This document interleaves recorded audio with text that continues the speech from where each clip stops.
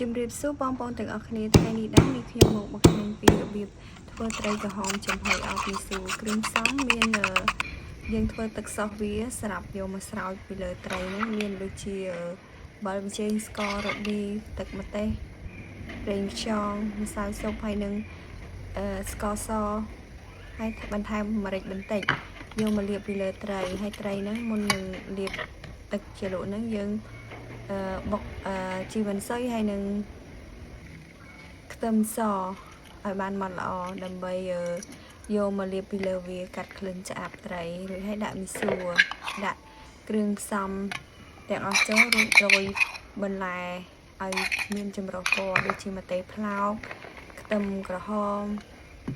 ដើម្បីឲ្យវាមានសោភ័ណភាពល្អរួចហើយយកដាក់ចំហុយពេលដែលឆ្អិនហើយយើងក៏ដាក់រោយស្លឹកជីវ៉ាន់ស៊ុយទៅរួចជាការស្រេច